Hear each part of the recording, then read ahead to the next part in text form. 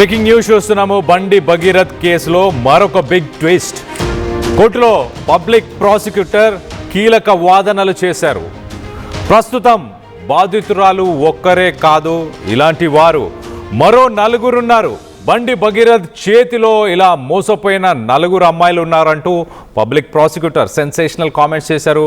వాళ్ళు కూడా త్వరలోనే బయటికి వస్తారు అంటూ పబ్లిక్ ప్రాసిక్యూటర్ చెప్పుకొచ్చారు. అంటే పబ్లిక్ ప్రాసిక్యూటర్ దగ్గర ఏమైనా ప్రూఫ్స్ ఉన్నాయా? ఆ బాధితులు ఆల్రెడీ పబ్లిక్ ప్రాసిక్యూటర్ని అప్రోచ్ అయ్యారా?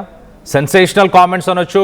మరొక ఇద్దరు ముగ్గురు నలుగురు ఉన్నారంటున్నారు. దాంట్లో ఒక్కరిద్దరు కూడా ఒక్క కేసు ఫైల్ చేసిన చాలా తీవ్రమైన పరిణామాలు ఎదుర్కోబోతున్నాడు బండి భగీరథ్. సాక్ష్యాధారాలు ఒకవేళ ఉంటే ఈ కేసుకి ఇంకా బలం చేకూరుతుంది. జస్టిస్ మాధవీలత వాటన్నిటిని పరిగణలోకి తీసుకుంటే బండి భగీరథ్కి ఇమీడియట్గా అసలు దానివల్ల ఇమీడియట్గా తాను ఆ కాన్సిక్వెన్సెస్ని ఫేస్ చేయాల్సిన అవసరం ఉంటుంది. అసలు బెయిల్ వచ్చే అవకాశమే ఉండదు. ఇంకా ఒకవేళ ప్రూవ్ అవుతే దాదాపు 20 సంవత్సరాలు జైల్లోనే ఉండే పరిస్థితి. నిందితుడి తండ్రి కేంద్ర మంత్రి కావడంతో బెదిరింపులకు పాల్పడుతున్నారు అంటూ పబ్లిక్ ప్రాసిక్యూటర్ చెప్పుకొస్తున్నారు. ఆ నలుగురు అమ్మాయిలు ఎవరైతే ఉన్నారో వాళ్ళ ఫ్యామిలీ మెంబర్స్ని మరి ఇన్ఫ్లుయెన్స్తోనే బెదిరిస్తున్నారు అంటూ పబ్లిక్ ప్రాసిక్యూటర్ ఇంత కాన్ఫిడెంట్గా జస్టిస్ మాధవీలతతో ఇంత కాన్ఫిడెంట్గా చెప్పాడంటే ఆయన దగ్గర దానికి సంబంధించిన ప్రూఫ్స్ ఉన్నాయా? ఈ పరిస్థితిలో బాధితులకు ఎలాంటి ధైర్యం ఉంటుంది? ఒక కేంద్ర మంత్రికి సంబంధించి వ్యక్తులు బెదిరిస్తున్నారు కాబట్టి వాళ్ళందరూ బయటికి రాలేకపోతున్నారు. అలాగే తన కుటుంబం జోలికి వస్తే వదిలిపెట్టనని, తన కోసం చాలామంది చనిపోయారని నిందితుడి తండ్రి భయపెడుతున్నారు అంటూ పబ్లిక్ ప్రాసిక్యూటర్ చెప్పుకొస్తున్నారు.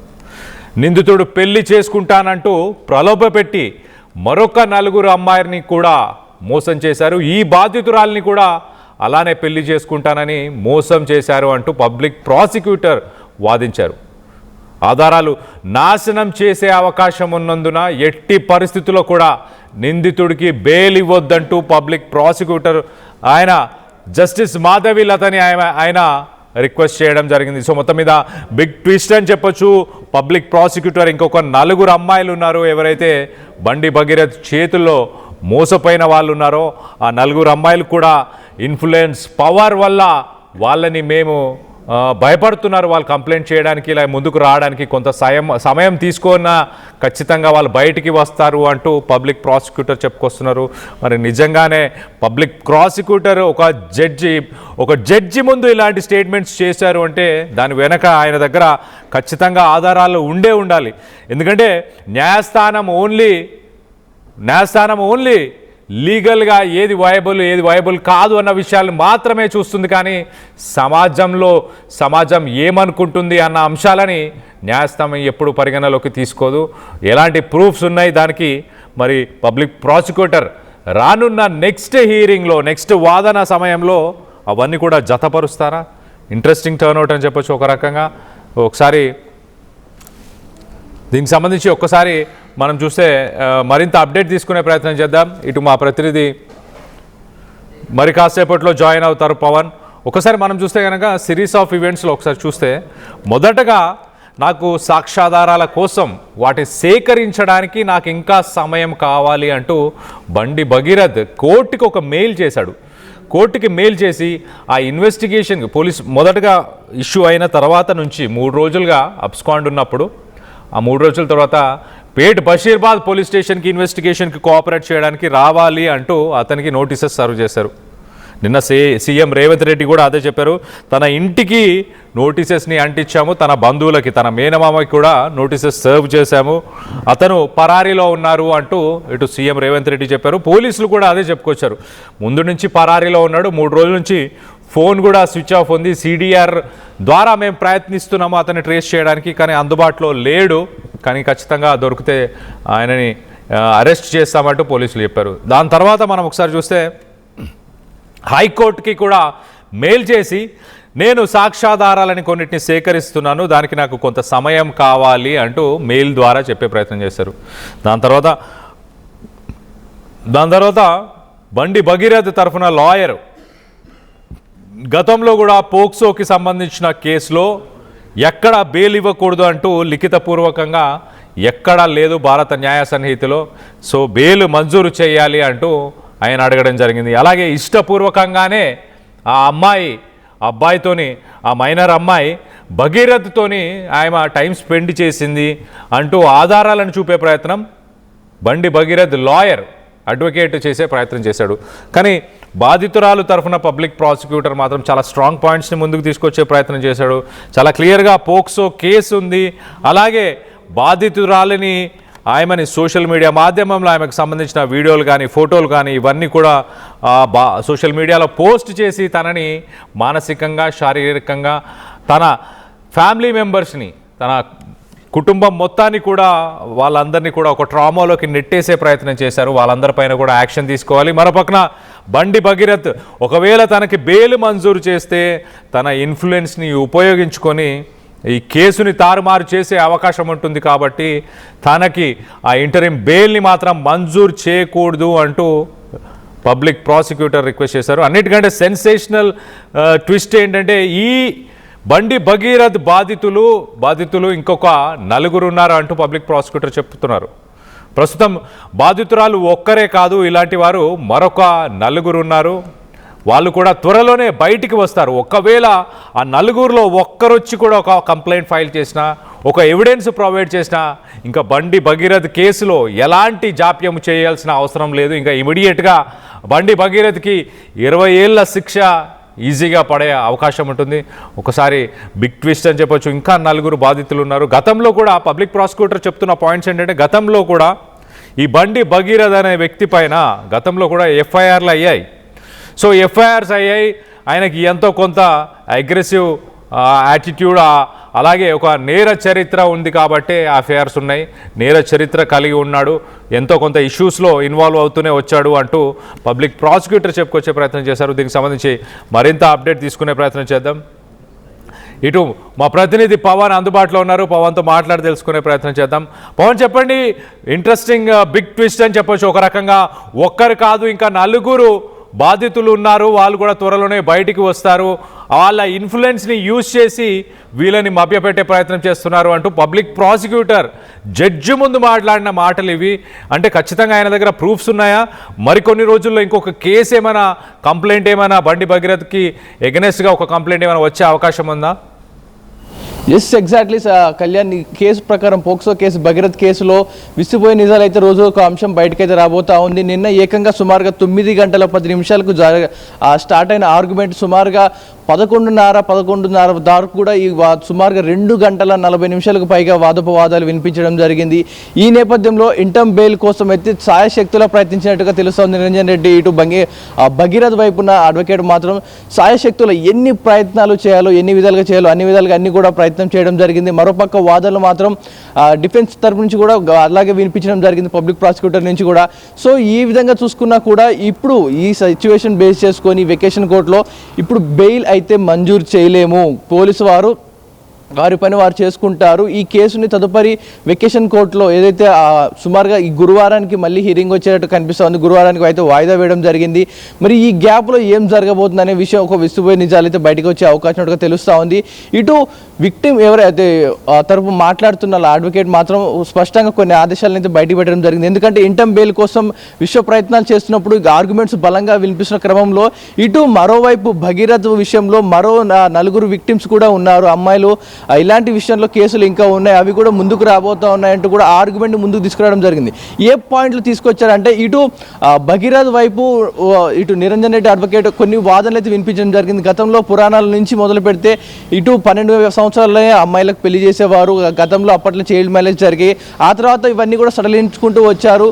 సో ఇక్కడ కూడా అమ్మాయి ఇష్టపూర్వకంగా వెళ్ళింది. ఇలాంటి ఆర్గ్యుమెంట్స్ అన్ని కూడా వినిపించడం జరిగింది. దాంతోపాటు ఇటు దేశంలో జరిగిన అన్ని కోర్టు కేసులు ఏవైతే పోక్సో కేసులు ఉంటాయో అన్నిటినీ ఆధారంగా సుమారుగా 20కి పైగా కేసులని ఆధారంగా తీసుకొని ఈ కేసులో ఇలా జరిగింది, ఈ కేసులో ఇలా జరిగింది, సో వీటన్నిటిని పరిగణలో తీసుకొని మీరు ఇంటర్మ్ బెయిల్ అయితే మంజూరు చేయాల్సి ఉంటుంది మై లార్డ్ అంటూ కూడా అన్ని కోణాల్లో ప్రయత్నం చేసినప్పుడు ఇక లాస్ట్ పాయింట్గా ఇటు ఏదైతే విక్టిమ్ తరపున అడ్వకేట్ మాత్రం ఇటు దీన్ని అంశాన్ని అయితే బయటకు తీసుకురావడం జరిగింది. మాకు కొంచెం అతను విక్టిమ్కి కనుక మీకు ఇంటర్మ్ బెయిల్ కనుక ఇస్తే అతను కేసుని మిస్లీడ్ చేసే ప్రయత్నం ఉంటుంది, ఇక్కడ నుంచి పారిపోయే అవకాశం ఉంటుంది. సో అతన్ని కనుక మీరు ఇంటర్మ్ బెయిల్ ఇవ్వకుండా కనుక ఆపితే, మధ్యంతర బెయిల్ కనుక ఆపితే, మీరు కనుక ఇవ్వడం ఆపగతే ఇంకో నలుగురు ఉన్నారు ఇలాంటి కేసు బాధితులు, వారందరూ కూడా ధైర్యం కల్పిస్తే వారు కూడా ముందుకొచ్చి కేసు పెట్టే అవకాశం ఉందంటూ కూడా జడ్జి ముందు తన వాదోపవాదాలు వినిపించడం జరిగింది. ఈ నేపథ్యంలో ఇప్పుడు సుమారుగా శని ఆదివారం కోర్టు సెలవులు, శనివారం హాఫ్ డే, తర్వాత సండే సెలవు, మళ్ళీ మండేకి వాయిదా పడింది. మండే రోజు నుంచి మళ్ళీ గురువారానికి పడింది. సో సుమారుగా 5 నుంచి 6-7 రోజుల వరకు ఈ గ్యాప్ అయితే రావడం జరిగింది. మరి ఈ వారం రోజుల్లో ఎలాంటి ఎవిడెన్స్ పుట్టబోతా ఉన్నాయి, ఎలాంటి ఎవిడెన్స్ రాబోతా ఉన్నాయి? ఇటు భగీరథ వైపు అయితే చాలా స్ట్రాంగ్గా నిన్న సుమారుగా 2 గంటల పైగా, ఇటు 2 గంటల 40 నిమిషాలకు పైగా ఈ కేసు వాదోపవాదాలు అయితే కంటిన్యూస్గా వినిపించడం జరిగింది. 9-10 స్టార్ట్ అయిన ఆర్గ్యుమెంట్ సుమారుగా 10 గంటలు 11 గంటలు అయినా కూడా ముగించకపోవడంతో ఇప్పుడు ఈ కేసుని నేను రిజర్వ్ చేస్తున్నాను, దీనిపై తదుపరి విచారణ అండ్ ఈ కేసు సంబంధించిన అమ్మాయి మైనర్ కాదు మేజరే అంటూ ఇటు భగీరథ్ వైపున అడ్వకేట్ బలంగా వాదించడం జరిగింది. లేదు అమ్మాయి మైనరే అంటూ ఇటు విక్టిమ్ తరపున లాయర్ వాదించడం జరిగింది. ఈ రెండు ఇటు బర్త్ సర్టిఫికేట్లో డేట్ ఆఫ్ బర్త్ కావచ్చు, ఇటు జిహెచ్ఎంసీ ఇచ్చిన సర్టిఫికేట్లు, అదేవిధంగా స్కూల్ సర్టిఫికేట్స్ అన్నీ కూడా జడ్జి ముందు పెట్టడం జరిగింది. అందులో ఒక్క రెండిట్లలో స్కూల్కి సంబంధించి ఇటు మరొక డేట్ ఆఫ్ బర్త్ విషయంలో కొంచెం తేదీలు అటు ఇటుగా ఉండడం జరిగింది. వీటిని పరిగణలోకి తీసుకోవాలంటూ కూడా జడ్జి ముందు పెట్టడం జరిగింది. అదేవిధంగా గతంలో అమ్మాయి ఏదైతే ఒక కార్ ఇన్సిడెంట్ ఏదైతే ఉందో దాంట్లో అమ్మాయి వయసు అప్పటికి 2001లోనే సుమారుగా అమ్మాయి వయసు 15 సంవత్సరాలుగా చూపించారు. ఇప్పటికైతే చూసుకుంటే 20 సంవత్సరాలు ఉంటుంది. అమ్మాయి ఈ ఇన్సిడెంట్ జరిగింది December 31 ఏదైతే మోయినాబాద్ ఫామ్ హౌస్లో ఇన్సిడెంట్ జరిగింది అంటా ఉన్నారు. ఆ సమయానికి అమ్మాయి మైనర్ కాదు మేజరే అంటూ కూడా భగీరథ వైపున అడ్వకేట్ చాలా బలంగా వాదించడం జరిగింది. సో ఇన్ని ఆధారాలు ఇన్ని ఎవిడెన్స్ ప్రకారం తర్వాత చూసుకున్నా కూడా జడ్జి అమ్మాయి మైనరే అంటూ డిక్లేర్ చేయడం జరిగింది. కానీ ఇప్పుడు ముందస్తు బెయిల్ ఏదైతే మీరు కోరుతా ఉన్నారో దీన్ని మాత్రం ఇప్పుడు ఇవ్వలేము. ఎందుకంటే దీని పూర్వపతి ఎన్నో కేసెస్లో ఇచ్చిన సందర్భాలు వేరు, ఈ సందర్భం వేరు, అన్నిటిని దీన్ని ముడిగట్టద్దు అంటూ కూడా వాదపోదాలు వినిపించడం జరిగింది. దాంతోపాటు మరోపక్క బండి సంజయ్ ఏదైతే ఉన్నారో ఆయన కేసు ఇది అంటూ కూడా కొంచెం మాట్లాడడం జరిగింది. ఒక సెలబ్రిటీ కేసు అన్నట్టుగా మాట్లాడింది. కానీ జడ్జి మాత్రం ఇది సెలబ్రిటీ కేసు కాదు, అందరూ సమానమే, కోర్టు దృష్టిలో ఎవరైనా ఒకటే, అందరినీ ఒకేలాగా విచారిస్తాం అంటూ కూడా మాట్లాడడం జరిగింది. మరి ఈ విషయంలో ఇటు పోక్సో కేసు నిన్న ఏదైతే జరిగిందో అమ్మాయిపై నిన్న పేట్ బషీర్బాగ్ పోలీస్ స్టేషన్లో పోక్సో కేసు నమోదైన కాంచి అమ్మాయి విషయాలన్నీ కూడా కొన్ని social media accounts Facebook, Instagram కావచ్చు వాటిలో సర్క్యులేట్ అవుతున్న నేపథ్యంలో చైల్డ్ వెల్ఫేర్ అసోసియేషన్ కూడా దీనిపై కేసు ఎఫ్ఐఆర్ నమోదు చేయడం జరిగింది. ఇటు అమ్మాయి వ్యక్తిగత వివరాలన్నీ కూడా బయట పెడుతున్న వారిపై కఠినమైన యాక్షన్ తీసుకుంటామంటూ కూడా చాలా స్ట్రాంగ్ వార్నింగ్ ఇవ్వడం జరిగింది. దాన్ని కూడా కోర్టు చాలా సీరియస్గా తీసుకున్నట్టు తెలుస్తూ ఉంది. మరి ఈ వాదోపవాదాలు ఇన్నాక సుమారుగా 2.5 గంటల సుదీర్ఘ విచారణ తర్వాత మరి భగీరథ్ వైపు ఉన్న 2 ఆప్షన్లు ఉన్నట్టు కనిపిస్తూ ఉంది. ఒకటి పోలీసుల ముందు వచ్చి తానే లొంగిపోవడం, చేసింది ఒప్పుకోవడం, లేదా ఇటు పోలీసులే అతన్ని పట్టుకొని అరెస్ట్ చేసి మొత్తం పోలీసుల ఎవిడెన్స్తో ప్రకారం జడ్జి ముందు నుంచి జడ్జి శిక్ష పడేలా చేయడం ఒకటే కనిపిస్తూ ఉంది. మరి ఇప్పుడు పోలీసులు భగీరథ్ని అరెస్ట్ చేస్తారా లేదా భగీరథే వచ్చి పోలీసులు లొంగిపోతారనేది ఇప్పుడు బిగ్ ట్విస్ట్గా నెలకొనింది. మరి ఈ సుదీర్ఘకాలం ఏదైతే గురువారానికి ఈ కోర్టు సెషన్ అయితే వాయిదా పడడం జరిగింది, ఈ గ్యాప్లో పోలీసులు తమ పని తాము చేసుకోవచ్చు అంటూ కోర్టు ఫ్రీ హ్యాండ్ ఇవ్వడం జరిగింది. మరి ఈ నేపథ్యంలో కోర్టు ఇచ్చిన ఆదేశాల మేరకు, ఫ్రీ హ్యాండ్ ఇచ్చిన మేరకు మరి పోలీసులు భగీరథ్ని అరెస్ట్ చేస్తారా లేదా భగీరథే వచ్చి లొంగిపోతారనేది ఇప్పుడు కొంచెం సస్పెన్స్గా నెలకొంది. Kalyan. Right Pawan, thanks for the latest update. మొత్తం మీద ఈ కేసులో బిగ్ ట్విస్ట్ అని చెప్పొచ్చు. ఒక్కరు మాత్రమే బాధితులు కాదు, మరొక 4 బాధితురాళ్ళు ఉన్నారు. మొత్తానికి వాళ్ళు కూడా మరికొన్ని రోజుల్లోనే త్వరలోనే వాళ్ళు కూడా బయటికి రాబోతున్నారు. అంటే మరొక కంప్లైంట్ ఏమైనా జరగబోతుందో. పబ్లిక్ ప్రాసిక్యూటర్ చేసిన ఈ కామెంట్స్ సెన్సేషనల్ అని చెప్పొచ్చు. ఈ కేసులో బిగ్ ట్విస్ట్ అని కూడా చెప్పొచ్చు. నిందితుడి తండ్రి కేంద్ర మంత్రి కావడంతో బెదిరింపులకు పాల్పడుతున్నారు. ఈ పరిస్థితిలో బాధితులకు ఎలాంటి ధైర్యం ఉంటుంది? తమ కుటుంబం జోలికి వస్తే ఎవరిని వదిలిపెట్టనంటూ కొంతమంది భయపెడుతున్నారు. నిందితుడి తండ్రికి సంబంధించి భయపెడుతున్నారు అంటూ ఇటు పబ్లిక్ ప్రాసిక్యూటర్ ఆయన మాట్లాడారు. బిగ్ సెన్సేషనల్ ట్విస్ట్ అని చెప్పొచ్చు. మరొక కేసు కనుక ఫైల్ అవుతే ఇమీడియట్గా ఇంకా బెయిల్ వచ్చే అవకాశం కూడా ఉండదు. బండి భగీరథ్ని ఇంకా అరెస్ట్ చేసి తనని ఖచ్చితంగా సాక్ష్యాధారాలు ఉంటే 20 ఏళ్ల పాటు జైలు శిక్ష కూడా అనుభవించే అవకాశం ఉంది. దీనికి సంబంధించి మీరేమనుకుంటున్నారు? మీ అభిప్రాయాలని కింద కామెంట్ రూపంలో తెలియపరచండి.